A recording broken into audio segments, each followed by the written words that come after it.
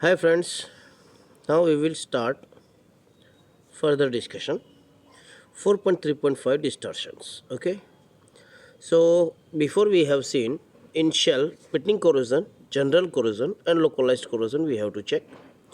After then, we will continue what we have to check. So we have to check distortions. Now, what type of distortions can be there? So, one same out of roundness, buccal areas, flat spots, peaking, banding at welded joints we have to check. Then foundation settlement. Right now, what it is telling, shell distortions can be caused by many conditions. क्या foundation settlement यदि ज़्यादा हो गया है तो foundation settlement over और under pressurising, मतलब जितना प्रेशर चाहिए था उससे ज़्यादा दिया है. Then also out of roundness हो सकता है, फ्लैट स्पॉट्स हो सकता है. Right now high wind, poor shell fabrication और रिपेयर टेक्निक पुअर है तो भी उसके अंदर डिस्टॉर्शंस आ सकता है.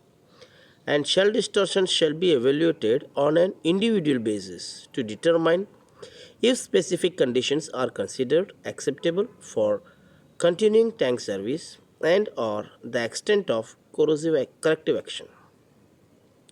मीन्स हमने जो डिस्टॉर्शन इवैल्यूएट किया है वो स्पेसिफिक कंडीशन के हिसाब से करना है.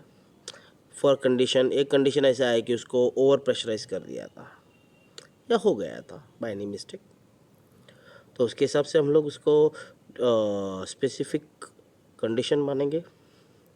या कभी ऐसा आया कि बहुत तेज़ बवंडर आ गया हो, या कभी एटमॉस्फेयर बहुत ज़्यादा ख़राब हो गया हो. राइट अभी और क्या हम लोग चेक करेंगे, then we will check flaws. Flaws में सबसे पहला फ्लॉ होता है क्रैक्स. राइट और दूसरा लैमिनेशंस. तो ये फ्लॉज हम लोग मस्ट एंड शुड चेक करना है, थ्रूली एग्जामिन करना है. राइट और if a repair is needed तो क्या होना चाहिए, repair procedure shall be developed and implemented. Right the requirement for repairing scars such as arc strikes, gouges or tears from temporary attachment welds must be evaluated on a case by case basis. Cracks in the shell to bottom weld shall be removed. Shell to bottom में crack होगा तो सारा pressure किधर आता है, उधर ही आता है, जिसकी वजह से ज़्यादा डिज़ास्टर होने का चांसेस रहता है. Clear. Now wind girders and shell stiffeners. Wind girders and shell stiffeners वो भी हमको चेक करना है. विंड ग्राइडर्स में क्या हो सकता है, तो उसका जो भी वेल्डिंग है उसके अंदर कुछ इश्यूज आ सकता है, लेकिन यहाँ पे ऐसा कुछ दिया नहीं है. Now shell welds. The condition of the tank shell welds shall be evaluated for suitability. Right, shell welds, welding condition for service using criteria from this standard, the as-built standard or fitness for service assessment. Any flaws determination will be the same only. Right, what we have now, shell penetrations. Penetrations means nozzles वगैरह, मतलब जो shell को cut करके जो connect हुआ है, that is called penetrations. Right तो अभी क्या होता है, the condition and details of existing shell penetrations means nozzles, manway, clean out openings etcetera shall be reviewed when assessing the integrity of an existing tank shell detail. Shell details such as type and extent of reinforced weld spacing and thickness of the components means reinforcing plates, nozzle neck, bolting flanges and cover plates are important.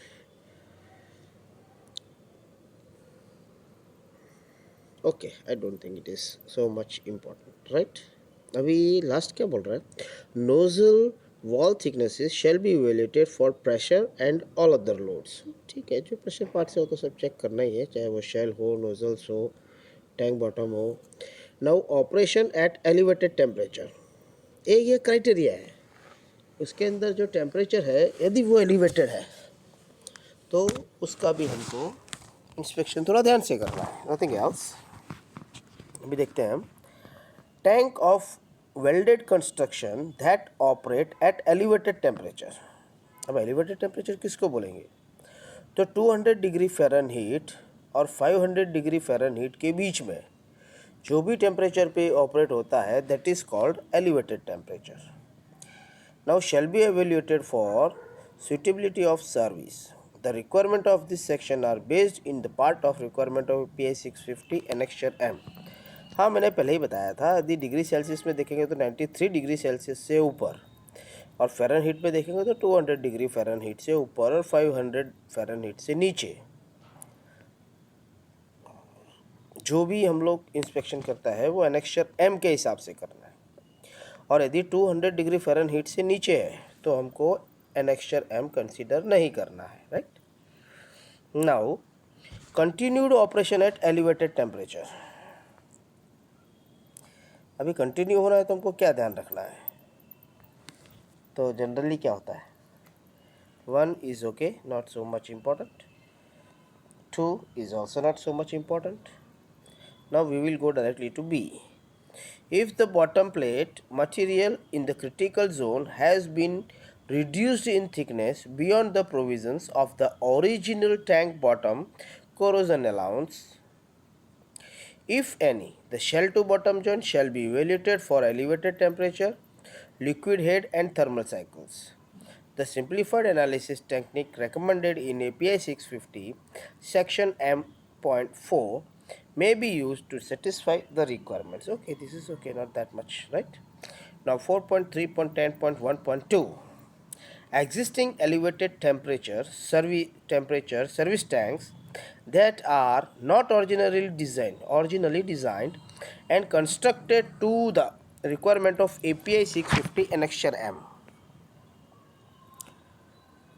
Okay, मतलब जो भी existing elevated temperature service में जो tank काम कर रहा है, जो एनेक्चर एम के हिसाब से डिज़ाइन नहीं किया गया है, but have a successful service history of operation, shall be evaluated for continued service if the tank diameter exceeds 100 feet and the tank was not constructed with the butt welded annular ring. ओहो, butt welded annular ring, not constructed with a butt welded annular ring. An analysis of the critical zone is required. In addition, the maximum operating temperature shall not exceed the temperature at which the tank has operated successfully in the past. Okay, तो अभी एक tank ऐसा है जिसको हमने annexure M के हिसाब से, यानी कि 200 डिग्री फ़ारेनहीट के ऊपर जाने के लिए उसको हम लोग डिज़ाइन नहीं किया है, लेकिन वो पिछले कई सालों से एलिवेटेड टेम्परेचर यानी कि एनेक्चर एम के हिसाब से काम कर रहा है। तो हम और उसका डायामीटर 100 फीट एक्सीड हो रहा है। If the tank diameter exceeds 100 feet तो हमको क्या करना चाहिए, उसका क्रिटिकल जोन और उसका जो वेल्ड है, कौन सा वेल्ड है, एन्युलर टू शेल, खास तरह से चेक करना चाहिए। और जिसका एन्युलर प्लेट जो है वो बट वेल्डेड नहीं है, मतलब उसमें एन्युलर प्लेट है ही नहीं, क्योंकि एन्युलर प्लेट लगेगा तो बट वेल्डेड ही होएगा, दूसरा कोई ऑप्शन है ही नहीं, राइट। तो डायरेक्टली बॉटम प्लेट्स के साथ अटैच हुआ है तो हमको उसके अंदर क्या चेक करना है, ओनली क्रिटिकल जोन। अब क्रिटिकल जोन क्या होता है, तो inside of the tank from shell कितना dimension, 75 mm means 3 inches, right. तो एक सर्कल बनेगा, वो सर्कल को बोलते हैं critical zone. Conversion to operation at elevated temperature, ये कोई मीनिंग नहीं है उसका, लीव इट, ठीक है। अभी हम लोग पहुंच गए हैं टैंक बॉटम इवेल्यूएशन। अभी हम बॉटम का इवेल्यूएशन करेंगे। बॉटम का इवेल्यूएशन में क्या इवेल्यूएट करना है,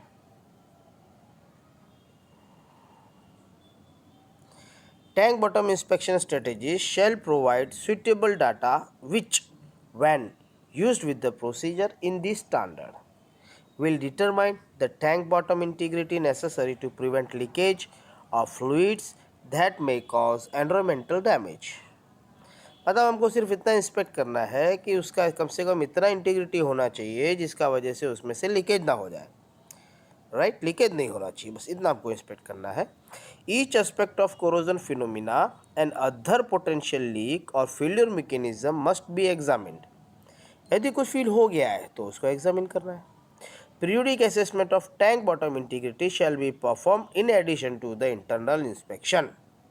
अभी जो हमने इंस्पेक्शन कर दिया इसका मतलब ये नहीं है कि हमने जो बोला कि चलो ठीक है 5 साल के बाद अब उसका नेक्स्ट पीरियोडिक इंस्पेक्शन आएगा, ऐसा हम लोग ने क्या किया, डिफाइन किया। तो हम लोग इसको 5 साल के बाद ही चेक करेगा, ऐसा ज़रूरी नहीं है। हमको उसको बीच में भी यानी कि पीरियोडिक असेसमेंट करना चाहिए इंटीग्रिटी के लिए। The assessment period shall be less than or equal to the appropriate internal interval inspection interval. The use of leak detection test or monitoring systems such as double bottoms or liners under tank bottom with leak detection pipes will satisfy the requirement of periodic assessment between internal inspections. मतलब यदि हमने उसके अंदर में कोई भी leak detection system डाला हुआ है तो क्या होगा, कहाँ से भी लीक है तो वो पर्टिकुलरली सिस्टम की वजह से बाहर आएगा, और बाहर आएगा तो हमको दिखाई देगा, तो हमको उसको पीरियोडिक इंस्पेक्शन का ज़रूरत नहीं है। तो हम जब भी उसके आसपास से गुजरेगा, किधर भी लीक होगा, हम डिटेक्शन सिस्टम का जिधर में आउटपुट दिया है वो लोकेशन चेक करेंगे, वहाँ पे यदि कुछ भी वाटर का सिग्नल साइन मिलेगा it means there is some leakage. Particular inspection करने का ज़रूरत नहीं है। कि कब तक ज़रूरत नहीं है, जब तक हमने उसका जो भी डिटरमाइंड टाइम जो हमने कैलकुलेट किया है वो टाइम का पहले, वो टाइम पे तो करना ही पड़ेगा क्या, inspection, right. Now causes of tank bottom failure. अभी टैंक बॉटम फेलियर के लिए क्या पैरामीटर्स जवाबदार हैं, क्या हो सकता है बताइए आप। सेम ही रहेगा भाई, सब जगह पे सेम होता है। क्या होता है, internal pitting rates, right, then corrosion of weld joints. अब वेल्ड जॉइंट्स में क्या क्या आता है, weld and heat affected zone दोनों आता है। Now weld joint cracking history, हो सकता है क्रैक हो जाए, क्यों, क्योंकि उसके नीचे जो, okay leave it, that's deep पे जाने का जरूरत नहीं है।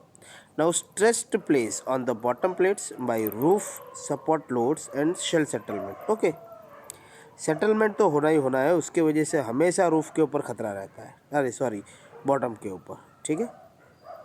और दूसरा प्रॉब्लम किधर है, जो रूफ सपोर्ट लोड आ रहा है वो उसके लिए एक्सटर्नल मतलब एक्स्ट्रा डेंजर है।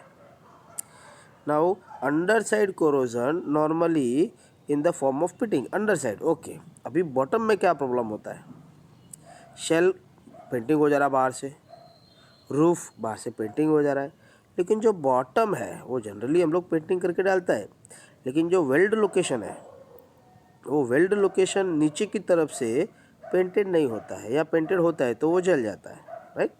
तो इसके अंदर क्या होता है, नीचे की तरफ मीन्स के सॉइल साइड बीच से भी कोरोजन स्टार्ट रहता है, और टॉप साइड से यानी कि प्रोडक्ट साइड भी कोरोजन रहता है। मतलब जो बॉटम है उसमें दोनों तरफ से कोरोजन होता है, right. Now inadequate drainage results in surface water flowing under the tank bottom। अभी हमने सही ड्रेनेज नहीं बनाया है तो क्या होता है, जो भी वाटर रहेगा वो क्या करेगा, उसका बॉटम में चला जाएगा, यानी कि फाउंडेशन में चला जाएगा, जिसका वजह से भी प्रॉब्लम होने का चांसेस होता है। The lack of an annular plate ring when required. हाँ, कभी कभी ये लोग क्या करते हैं, नहीं डिज़ाइन ही ऐसा है, इसमें वो लोग का या ये लोग का गलती नहीं है, बॉटम प्लेट एनुअल प्लेट नहीं डालता है, डायरेक्टली बॉटम प्लेट ही डाल देता है नीचे में, जिसका वजह से उसका थिकनेस भी कम रहता है, और थिकनेस कम रहने का वजह से क्या होता है, जो शेल वेट जहाँ पे आ रहा है वो लोकेशन पे प्रॉब्लम होने का चांसेस रहता है। इसीलिए लैक ऑफ एनुअलर प्लेटरिंग वो भी एक बहुत बड़ा इंपॉर्टेंट रोल है इसमें। Now uneven settlement that results in high localized stresses in the bottom plates. अभी अनइवन सेटलमेंट जो है, इवन सेटलमेंट तो कभी होता ही नहीं है, 99% केस में नहीं होता है, लेकिन ये होता है कि अप टू एक्सेप्टेबल लिमिट में रहता है। तो ज़्यादा इश्यूज़ नहीं होता है, लेकिन जब एक्सेप्टेबल लिमिट से बाहर चला जाता है तब ये जो localized uneven settlement, localized high stresses बहुत ज़्यादा प्रॉब्लम करता है. Now roof support columns or other supported welded to the tank bottom, other supports where adequate allowance for movement was not made. ठीक है, कोई भी सपोर्ट है वो मूवमेंट तो करता ही है. ठीक है, तो अब ये मूवमेंट के लिए यदि उसके अंदर कोई जगह नहीं दिया है तो भी स्ट्रेस जनरेट होएगा. वन मोर थिंग, अभी क्या हो रहा है, रॉक और gravel foundation pads with इनएडिक्वेट field in service voids. Okay, अभी कुछ फाउंडेशंस क्या होता है जो पूरा कंक्रीट नहीं होता है, रिंग टाइप फाउंडेशंस. अभी रिंग टाइप फाउंडेशंस में क्या है, बीच में डामर डाल दिया या रॉक्स डाल दिया या ओनली सैंड है, तो वो ड्यू टू वेट क्या होता है, आगे पीछे हो जाता है या वहाँ पे गैप जनरेट हो जाता है. सपोज कि वहाँ पे इन लोगों ने सैंड फिल किया हुआ है, तो सैंड क्या होता है, पानी पड़ने का वजह से वो दब जाता है, तो gap between the bottom and the sand will increase. इसका वजह से भी वहाँ पे प्रॉब्लम्स आता है. नाउ और वो क्या हो गया, नॉन होमोजीनियस हो गया. कुछ जगह पे मट्टी है, कुछ जगह पे ग्रेवल्स है, कुछ जगह पे रॉक्स है, राइट. तो वो नॉन होमोजीनियस हो गया, तो उसकी वजह से भी क्या होता है, प्रॉब्लम्स आने का चांसेस रहता है.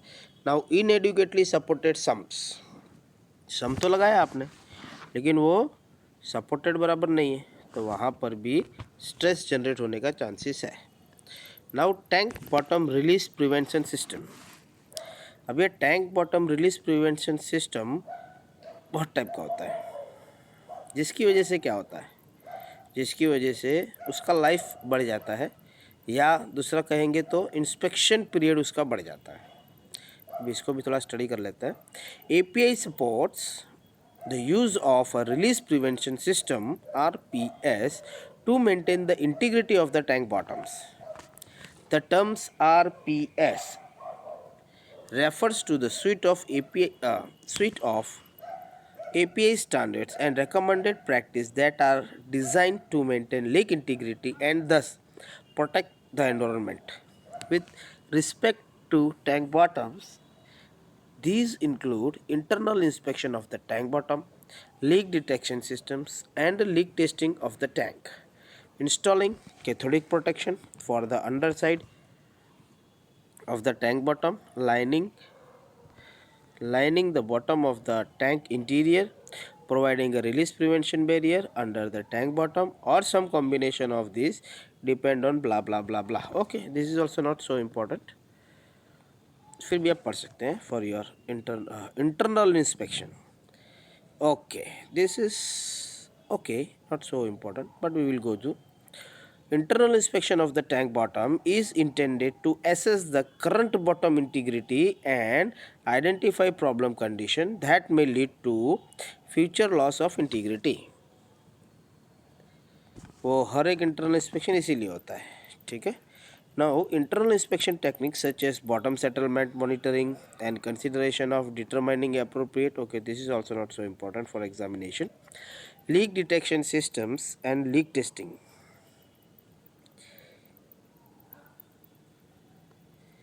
This is also okay, not so important. Cathodic protection, okay, that we will study in API 651, right? Now, cathodic protection system are intended to mitigate corrosion of steel surface in contact with soil. तो अभी क्या हो गया, soil से बचाने के लिए दो सिस्टम हो गया, right. Now internal lining protection, वो भी हम लोग 652 के हिसाब से करेगा. At that time we will study. एक एक क्वेश्चन आता है. ठीक है. Now RPBS release prevention barriers. Now preventing the escape of release material. अभी सपोज हमने RPB नहीं लगाया है, तो जहाँ पे भी होल हो गया है वो उसी जगह गिरेगा, राइट. और क्या होता है, उसके अंदर इतना ज़्यादा स्लोप होता नहीं है. दूसरा जो भी मटेरियल है नीचे में, कंक्रीट होने दो या सैंड होने दो, दैट इज़ सकिंग मटेरियल. तो वो क्या करता है, जो लीक हुआ है उसको सक कर लेता है. मतलब जब तक ज़्यादा क्वांटिटी में लीक नहीं होगा तब तक वो हमको पता नहीं चलेगा, राइट। इसीलिए RPB इम्पोर्टेंट है, रिलीज प्रिवेंशन बैरियर। और कंटेनिंग और channeling release material for leak detection. हाँ, एक चैनल बनाता है जिससे जो भी मटेरियल कहीं भी रिलीज होता है ऑल ओवर बॉटम में, वो चैनल थ्रू बाहर आके गिरेगा, जिससे हमको मालूम चलेगा कि हाँ भाई यहाँ पे क्या है, लीक है। ओके, अभी थिकनेस मेजरमेंट। थिकनेस मेजरमेंट हम लोग दो तरह से करता है। One is MFL।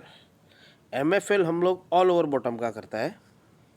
उसके बाद में हम लोग क्या करेंगे, जहाँ पर भी हमको डाउट है कि भाई ये एक्सेप्टेबल लिमिट से कम है, तो वहाँ पे हम लोग क्या करेंगे, UTC वेरिफिकेशन करेंगे, right. So generally MFL is use to evaluate the thickness of the bottom plate, and wherever we have doubt at that location we are cross checking UT, or all over location. Okay, in one bottom plate we have to take 6 points, 12 points, like that client is defining, so we are taking points. तो इसमें क्या हो गया, दोनों से verify हो गया, one is 100% one is point wise. Now minimum thickness of tank bottom. अब ये स्टैंडर्ड क्या बोल रहा है कि भाई हमको, जैसे हमको रूफ में चाहिए था, रूफ में कितना चाहिए था, 0.09 inch in 100 inch square, right. Roof में इतना चाहिए था हमको, मतलब कितना हो गया, 2.2 mm मिनिमम रिक्वायरमेंट था हमारा। तो बॉटम के लिए भी कुछ मिनिमम रिक्वायरमेंट होना चाहिए, राइट। तो मिनिमम रिक्वायरमेंट,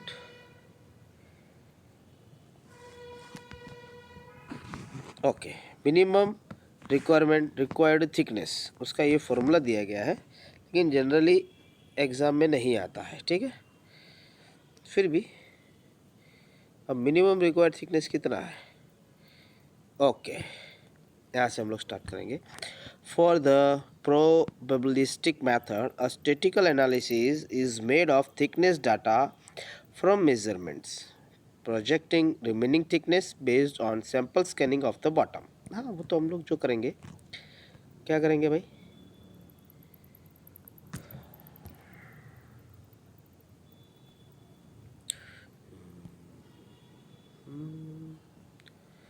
ओके, ठीक है। जो हम लोग टेस्ट कर रहे हैं दो, कौन सा दो है, फिर से देखेंगे हम लोग, one is MFL and one is UT। दो टेस्ट हमको करना है, ये याद रखना है, ठीक है। तो उसमें से हमको क्या मिलेगा, मिनिमम थिकनेस मिलेगा। सिंपल फंडा है कि भाई मिनिमम थिकनेस ये है, ये जगह पे इतना है, ये जगह पे इतना है, this is the maximum, this is the minimum, right. अभी हमारा ये क्या बोल रहा है स्टैंडर्ड, कि भाई हमारा मिनिमम थिकनेस क्या है, T minimum is 50% of the required thickness, और इसके अंदर कोरोजन अलाउंस इंक्लूड नहीं है। तो सपोज 6 mm, जनरली 6 mm होता है, तो 6 mm में 1 mm कोरोजन अलाउंस हम लोग काउंट करेगा, तो 5 mm उसका रॉ थिकनेस हो गया। और 5 mm का T मिनिमम कितना होना चाहिए, 50%, मीन्स 2.5 mm मिनिमम हमको मिलना चाहिए when ever checking the bottom plate. तो 2.5 mm से जिधर भी कम है उसको हम लोग क्या करेंगे, रिपेयर, राइट।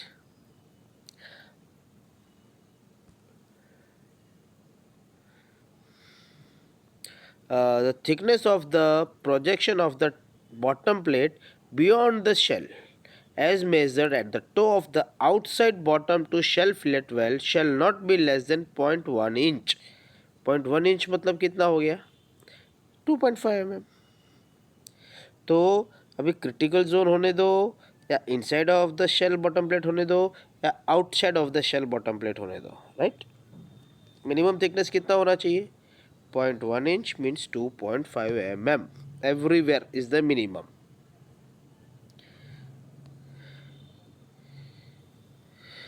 To 2.5 mm। और ये क्या बोल रहा है, the projection of the bottom plate beyond the outside toe of the shell to bottom weld shall be at least 3/8 inch। okay, so this is IMP। ये पूछ सकता है, may be in close book, may be in open book, right. तो इसके अंदर हमको दो dimension मिला। One dimension is the minimum thickness, that is 0.1 inch, and second one is outside projection of the bottom plate or annular plate, whatever it is. So outside projection is 3/8 inch. में कितना आ रहा है check करना है क्या? Okay, let us check. नहीं छोड़ो, कौन इतना मेहनत करेगा. Okay, you have to calculate if you want. और 3/8 इंच एक्सटेंशन होना चाहिए. कहाँ से होना चाहिए? तो वेल्ड का टो से, मतलब जहाँ पे वेल्ड एंड होता है वहाँ से होना चाहिए. मेरे हिसाब से ये 65 mm तक आएगा. I think so, right. Now minimum thickness for annular plate ring. एक इसका बात किया था, बॉटम प्लेट का बात किया, जहाँ पर एन्यूलर प्लेट का यूज़ नहीं हुआ है, राइट. अभी हम लोग क्या करेंगे, जहाँ पे एन्यूलर प्लेट का यूज़ हुआ है उसका इंस्पेक्शन करेंगे हम लोग.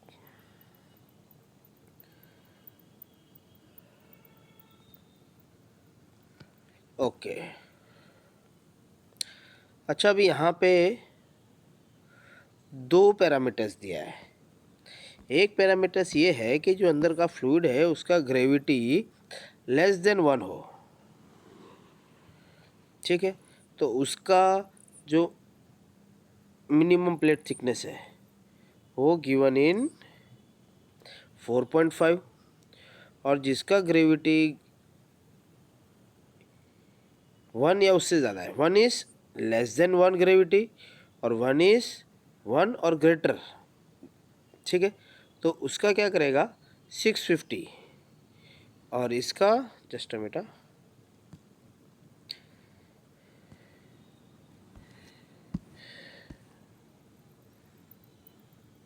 ओके, मतलब यहाँ पे स्टैंडर्ड नहीं दिया है.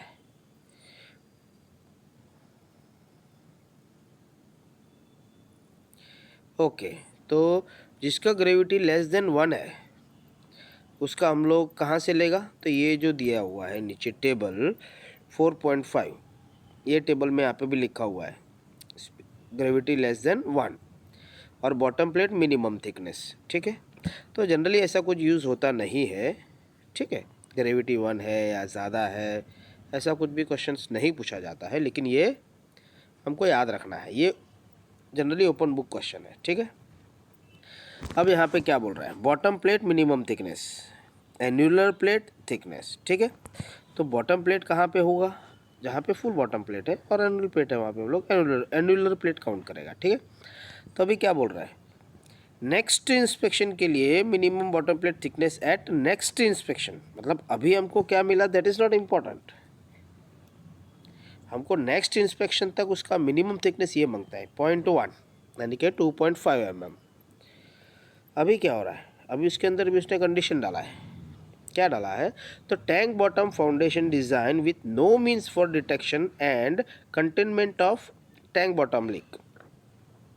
मतलब यदि उसके अंदर किसी भी तरह का बैरियर या लाइनिंग या लाइनर्स नहीं है या कोटिंग, तो उसका मिनिमम थिकनेस हमको नेक्स्ट इंस्पेक्शन तक कितना चाहिए? 0.1 यानी कि 2.5 mm. लेकिन यदि tank bottom foundation design with means to provide detection system, ठीक है, कोई भी लीक डिटेक्शन सिस्टम लगाया हुआ है, और दूसरा ये है applied tank bottom reinforced lining, मतलब यदि वो रॉ है the plate, if the plate is raw then the minimum thickness is 0.1 inch. If the plate is not raw, whatever they have done, lining or RPB and RBS and whatever they have done, then the minimum required thickness is 0.05. 0.05 means 1.5 mm के आसपास, right. और ये है क्या है? ये gravity. Gravity में क्या हो गया? Okay, this is not so important, so we will leave this, right. Now tank foundation evaluation. ठीक है, तो अभी हम लोग काम करेंगे. हमारा ये जो है इसका थिकनेस थोड़ा ज़्यादा हो गया है, तो यहाँ पे हम स्टॉप करते हैं. This one will cover in next lecture. Okay, thank you very much, bye bye, take care.